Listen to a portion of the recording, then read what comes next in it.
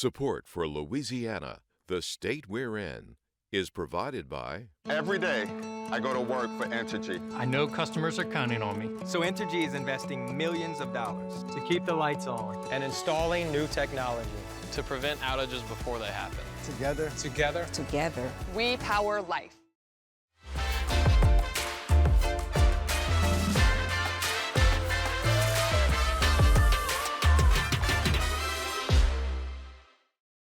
Additional support provided by the Fred B. and Ruth B. Ziegler Foundation and the Ziegler Art Museum located in Jennings City Hall.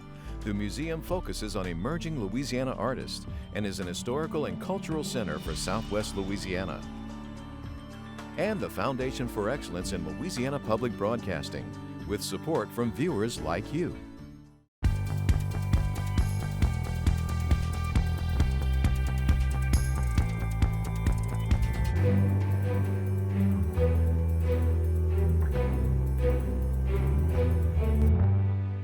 Passed a map that's very similar to the one that we had before. The latest on Louisiana's congressional maps. 6 out of every 10 of these counterfeit pills that contain fentanyl contain a potentially lethal dose. Opioid overdose deaths exceed the national average in 22 parishes. During the early 1900s, late 1800s, large capitalized insurance companies were not writing insurance on African Americans. Preserving Louisiana history. I got to actually create something that I thought I was going to be good at, and I was. A special guest gives you details on LPB's Kids Camp. Good evening, I'm Kara St. Cyr. 51 out of 57 death row inmates submitted their request for clemency from Governor John Bel Edwards as he nears the end of his term in office. The inmates are trying to change their punishment from death row to life imprisonment without parole. The requests come after a bill to abolish the death penalty was killed during the legislative session. Only 2 clemency requests have been granted by governors in Louisiana since the death penalty was reinstated in the 1970s. And now to other news making headlines across the state. Louisiana aims to reduce its backlog of rape kits with a new centralized system that tracks them from collection to conviction. Governor John Bel Edwards signed Senate Bill 169 into law, requiring Louisiana State Police to create a tracking system for victims, prosecutors, police, and medical personnel. The new law also allows sexual assault victims to anonymously track and receive updates regarding the status of their rape kits. Louisiana's largest military installation, Fort Polk, received a new name on Tuesday as part of the federal government's efforts to eliminate Army-based names referencing the Confederacy. Located in Vernon Parish, the newly named Fort Johnson commemorates Sergeant William Henry Johnson. He was a Black Medal of Honor recipient who served in World War I.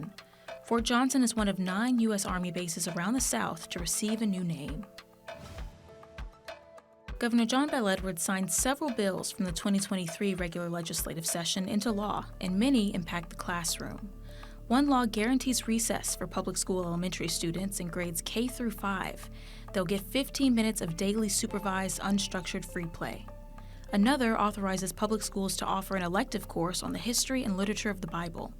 The courses must maintain religious neutrality and accommodate diverse views. Early childhood literacy gets a boost with funding for the Dolly Parton Imagination Library program. The governor signed into law a statewide initiative headed by the Louisiana Educational Television Authority to establish local Dolly Parton Imagination Library programs that provide free age-appropriate books to children ages birth to 5. LEDA will work collaboratively with other agencies to create public awareness and community engagement.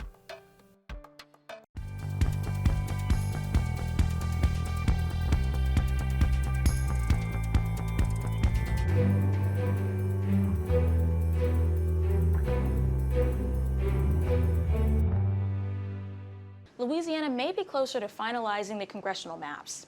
A close 5-4 decision at the Supreme Court secured a second Black voting district in Alabama, galvanizing a group of Louisiana voting advocates pushing for a similar outcome here. Voters hope a similar ruling will force lawmakers to redraw congressional maps before the High Court recesses this summer. Barry Irwin, Cable President and CEO, talks about how this decision could impact elections in Louisiana. Before we get into more current events surrounding the congressional maps, let's start with the basics. Last year, Louisiana lawmakers tried to redraw our voting districts, but what happened? Well, we had a special session last year for the particular purpose of redrawing all the districts that changed because of the census count. We went through a lot of anguish. It was a very contentious legislative session, but basically they passed a map that's very similar to the one that we had before, we have 6 congressional districts. It had 5 majority white districts and 1 minority black district. There was a big push to try and say we should have 2 minority districts, mainly because the population has changed over the last 10 years. The African American population has actually grown a little bit while the white population had fallen. But at the end, we kind of ended up where we started with 5, majority white districts and 1 minority district. What was the reasoning for creating 1 large black voting district instead of, dividing it into 2? Well, one of them, I think, is that people said that's what we had. That's what we had before. The courts had approved that. It had passed muster, and so we're just going to do what we did before. Now, of course, the argument was because the population had actually changed and the African American population had gone up, well, then we should maybe rethink that and see if we can draw 2 minority districts. And many of them were proposed. There were probably 5, 6 of them that were put out there. But at the end of the day, they just decided to go with pretty much the same kind of configuration we already had. Now, of course, this also created a lot of controversy. It went to the U.S. District Court Judge Shelley Dick, and she struck this map down. She said that there should be another district. What were her findings in the case? What was her reasoning? Well, basically, what she found was that the map that the legislature drew this time was a violation of Section 2 of the Voting Rights Act, which is the one that deals with fair, equality in terms of elections and congressional, and different districting and all that type of thing. She said it was a clear violation of that, and that's kind of where it stood until the Supreme Court stepped into it. When did the Supreme Court get involved? It wasn't long after she had actually made that ruling, and she told the legislature that you need to go redraw some more maps or I'm going to do that. The legislature did not do that, and she was prepared to, I think, release some maps, and then the Supreme Court decision basically came down. That basically put our whole election or redistricting portion of it on hold, and that's kind of where we ended up. All right, and so our map is still on hold, but I think lawmakers were waiting to see what was going on in Alabama because I understand there was a similar case going on there. Yeah, it's very similar. Theirs was a little ahead of ours in the process, so that's why there was a ruling by the Supreme Court ahead of ours. But basically, it was the same argument. They have 7 congressional districts instead of 6, but they had more than 20, I think it's about 28% of their population is African American. And so the argument was we should be able to draw 2 African American majority districts out of our maps too. The Supreme Court basically agreed with the argument there and sent it back to the court in Alabama. The key thing for us here is that our arguments that are being made in Louisiana's case are very similar. The facts and the evidence are very similar. So there's a lot of speculation that the same thing that happened in Alabama will likely happen with the Louisiana maps. So suppose this does happen and we do get 2 separate voting districts for the black population here. How does that impact election season? Well, it's hard to say because it really deals with the timing. It's a congressional seat that we're talking about, and so those elections are every 2 years. So we just had one, but in 2024 we'll have it again. So the Supreme Court term ends this month, so it's possible that because the Louisiana case was so similar to the Alabama case, they could say, let's go ahead and send that back to the lower courts and let them sort it out. Or they may hold it over till the term begins, the new term, which doesn't begin until October. That would really kind of push the time frame back and kind of put it very much in limbo. But right now, it's really a function of trying to figure out what the Supreme Court will do on it. And of course, there's no way to really know that. So there's really no set timeline of when we'll know exactly what our congressional maps will look like. No, because one, you've got the court to decide what it's going to do. Probably what it would do if it sends it back, it would send it back to the Court of Appeals. And what the Court of Appeals would likely do is then send it back to that district judge who originally ruled that the maps were in violation of the Voting Rights Act. And she would probably order the legislature to draw some more maps. The legislature could probably go through that same exercise of deciding whether they choose to do that or let the judge do it. And so that could really stretch things out for some period of time. So it's really unclear for 2024 what the maps are going to look like when we run again. All right. Well, thank you for coming down and explaining this entire process to us. We really appreciate it. Glad to do it.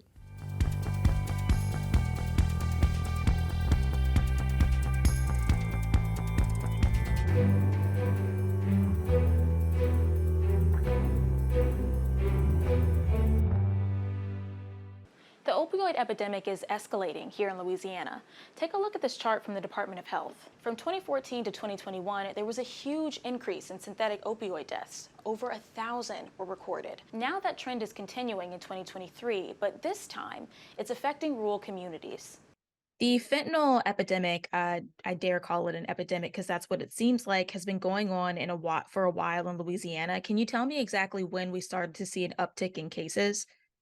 Sure. And about 2019 is when you see, when we track over the last several years overdose deaths, really in 2019 is when we see that trajectory just shoot up very quickly. And really the majority, or the drug that's really contributing to that significant increase that we're seeing since 2019, is fentanyl. Is that what people are actually trying to take? They're seeking out fentanyl drugs? No, so, explain to people the drug landscape has changed. Fentanyl is becoming is widely available. It's very cheap. There's an unlimited supply. So what we're experiencing here and really across the state is that fentanyl is pervasive in the drug supply. And often the user is not aware that fentanyl is in the drug. So when you talk to people, family members of individuals who have overdosed, they really refer to this as a poisoning. For the most part, people who are dying aren't aware that fentanyl is in the drug that they are using. What drug is it that they're seeking out? Like what forms, or I So- guess counterfeit drugs almost? What are Sure. they So taking? I'm so sorry. It really runs the gambit. So fentanyl might be present. Fentanyl, if you think about it, that it's cheap, so widely available, and really an unlimited supply because it's not something that has to be grown. It's synthetic. It's something that is made. So since there's such a great supply, unfortunately, of fentanyl, so it's pervasive throughout the drug supply. So when we're talking about cocaine or meth or heroin, those drugs might be fentanyl might be also present now in that drug supply. And there's a growing chance that there is fentanyl in your drug supply for individuals who are using these drugs because it is so cheap. It's essentially used to stretch the supply to increase the profit for the person selling the drug. But unfortunately, the user is often not aware that there's fentanyl in the drug that they're going to be using. Also, we're seeing an increase in fentanyl and counterfeit pills. So people who are seeking out, often through social media or online, counterfeit or illicit pills, things that someone might be looking for, Xanax or Adderall or OxyContin. Again, this is illicit, not what you get from a pharmacy. They're sold this, again, think about maybe online through social media. They purchase these counterfeit or illicit pills. There's a growing chance that those pills contain fentanyl. And now the DEA tells us that 6 out of every 10 of these counterfeit pills that contain fentanyl contain a potentially lethal dose. So again, it runs a gamut from counterfeit pills to cocaine, heroin, meth. Cocaine is pervasive throughout that supply. Right. So basically it could be anything. You really don't That's know right. what it is that you're getting. No, correct. And I think that's evident by the increase in the number of deaths that we're seeing, again, since 2019, is that fentanyl is pervasive. People need to be aware that fentanyl could be in any drug that any illicit or illegal drug that they're using. Well, I usually like to end on a positive note. Is there anything that can be done to lower these rates and make sure that they don't spike again? Yes, I think Louisiana is doing a great job. I can tell you this is, multifaceted problem, and our approach is multifaceted. And so throughout the state, everyone should be noticing an increase in, for example, emergency department navigation programs. And so that is something that is really growing across the state. So for people who do survive who do survive an overdose, when they present to the emergency department, they're connected with a navigator, someone that's going to help that person get to recovery. You're going to see more access to treatment in the emergency departments. It's called medication-assisted treatment. So someone might be started on one of these treatments in the emergency department. It'll stop the cravings. So it'll give that person time. They're not going through withdrawal. It'll stop the withdrawal, stop the cravings. And then again, they work with that navigator to get to treatment and recovery. These are incredibly successful programs. And you're going to see an increase in that throughout the state of Louisiana. We also have an increase in harm reduction services. So for example, Narcan, we're trying to get Narcan out to the community at large, to our first responders. Narcan is an overdose reversing drug. So someone is overdosing and you can give them Narcan quickly. It helps to restore breathing and increases the person's survival rate. So an increase in access to Narcan throughout the state is also something that's been really imperative. And when we're talking about these people surviving overdoses and those rates that are increasing, Narcan is really key to that. And in the state of Louisiana, we have a standing order through the Louisiana Department of Health, so anyone can get Narcan at a local pharmacy through the standing order. All right, well, that is pretty much it for me. Thank you so much for taking the time to talk to me. Yeah, and I also just want to mention, we talk a lot about communication. We want everyone to know recovery is possible, and it really starts with communication, reducing the stigma. So for people who do have a substance use disorder, knowing that there is hope, through this medication-assisted therapy, access to counseling, it's really important. You have to start the conversation so that people know that they have a safe space, that they have someone to talk to who can help them again with their substance use disorder, get to treatment, get to recovery. It is possible, and there are again growing number of resources and access to that therapy and treatment.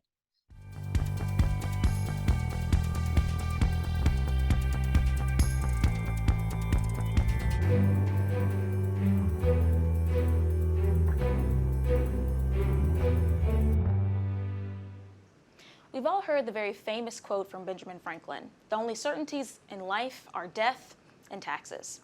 Within a few years of the end of the Civil War, Black people were forced to find creative ways to bury their dead and make sure they buried them with dignity. And a way that they did that was with benevolent societies. LPB's Dorothy Kendrick brings us this special right in time for Juneteenth. During the early 1900s, late 1800s, large capitalized insurance companies were not writing insurance on African American. In an insurance policy, you have the cost, that's the value you're going to pay back once the person's deceased. Then you have corporate overhead, home office, and you may have field overhead. And then finally, you have a profit. These societies stepped in, they saw a need in the African American community to provide a service for those individuals that did not have a lot of resources to pay upon the death of one of their loved ones. According to the 1870s census, West Feliciana Parish had more than 10,000 residents. Most were African Americans whose families had worked on the huge plantations in the area. Some of the society made an assessment of 25 cents per month. And this would insure them for a policy maybe in the $200 to $500 range. Well, in the early 1960s and 1970s, funeral costs was not as high as it is today. You could get a grand funeral in the 1960s for $500. In the 1970s, it moved up because of inflation, and you could get a grand funeral for about $1,500. If you had a death in your organization, the funeral home would have to wait perhaps maybe 90 days to collect the fee that they were supposed to pay out. In the meantime, the society would go back and do what they call a special assessment. They would tax each individual $5 per month, and that would be utilized to pay the funeral home. And therefore, they were not dipping into the 25 cents they collected each month. And God forbid if a society had 2 or 3 deaths, that would really put their back against the wall. So at the end of the day, it's a partnership. It's a partnership between the society, it's a partnership between the church, and a partnership between the funeral home. You had Blacks in this community in St. Francisville that would go to that benevolent society because it was sort of tethered according to where your locale was in this parish. There are other benevolent societies here that are further up the road that service those group of people. When I was small, maybe about 3 years old or 4, we would always go to Pleasant Green Baptist Church. They would have like an anniversary, second Saturday in June every year. They would sell homemade ice cream and slices of cake, raising money for films.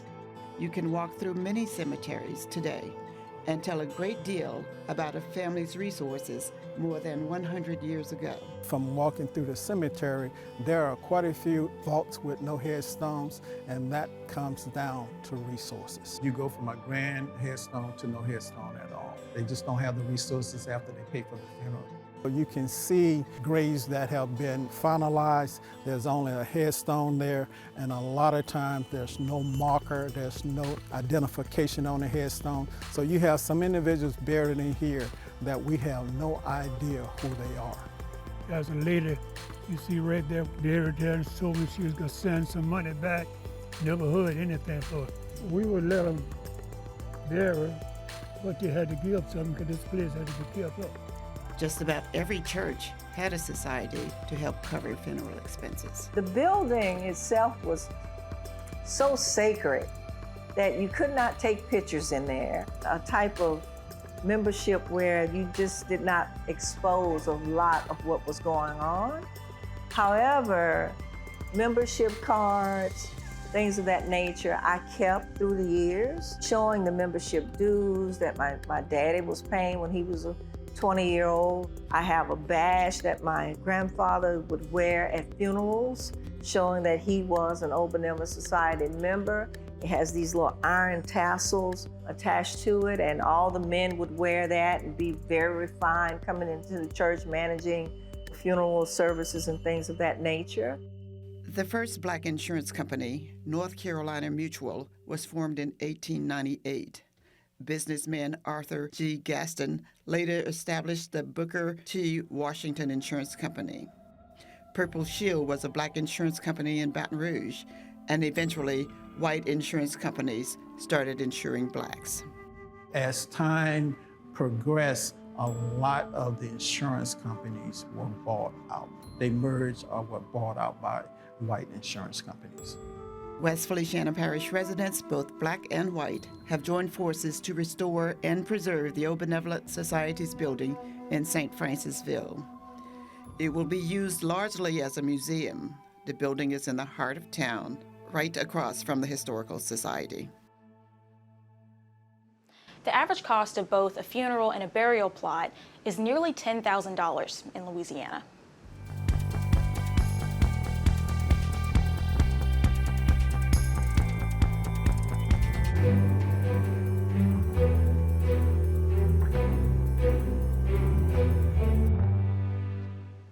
LPB has been overrun by kids this week.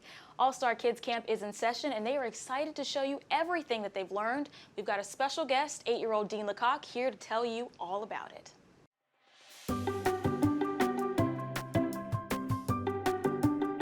Hey guys, my name is Dean, and we are at LPB Kids Camp. Let's go see what's happening.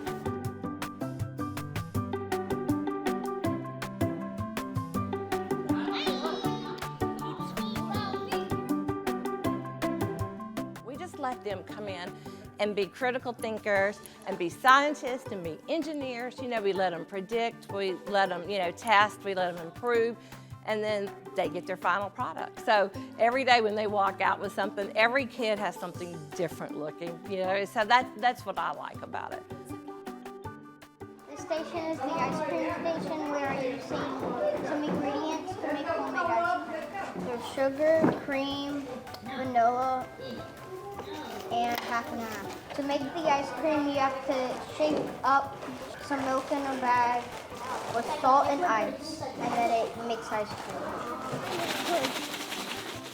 Now I'm actually really happy to be here again because I made a few new little friends, and yeah, it's been fun.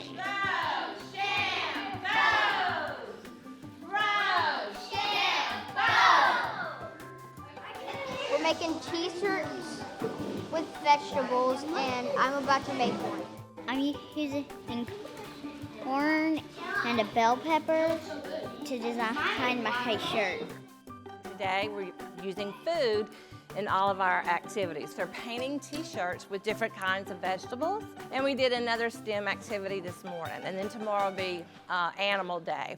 It's so hard to make a perfect circle. There's too many reds. There's too many reds. Too many. Please already to the middle. This is cool. Never actually seen it work. Because I think kids love using their brains. I think that kids love to problem solve. I think that kids love to critically think. So we give them the opportunity to do that. Everything they can find at home. So we want learning to continue at home. So that's what we want parents to feel confident, parents to know that this is something I can do with my kid. And I like when I get help. I get to learn different things every day, and it makes me happy. Because I got to actually create something that I thought I was going to be good at, and I was. And we all know that summertime parents are, pulling their hair, wanting activities to do at home. So this is going to be, the learning can continue. All right, it's finished. Learning is fun with LPB.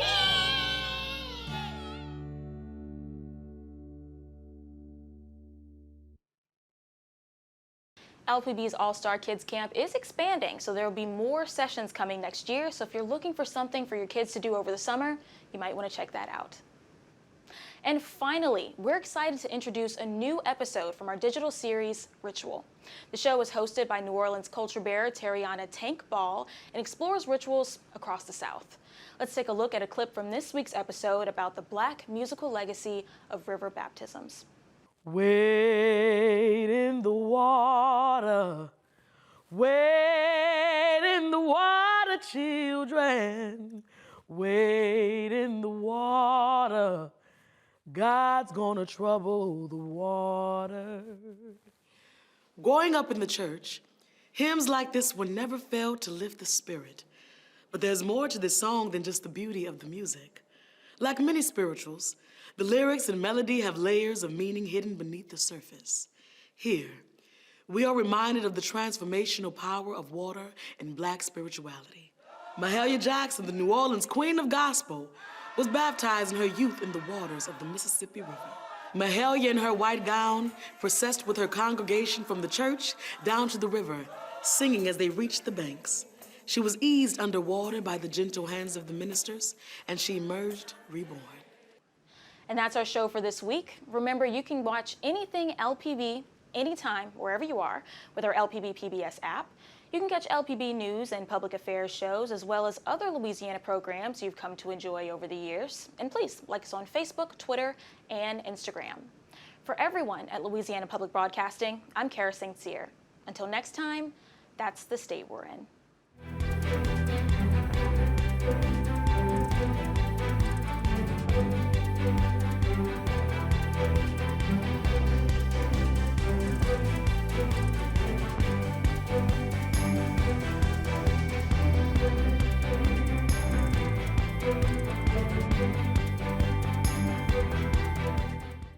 Every day, I go to work for Entergy. I know customers are counting on me. So Entergy is investing millions of dollars to keep the lights on and installing new technology to prevent outages before they happen. Together, We power life.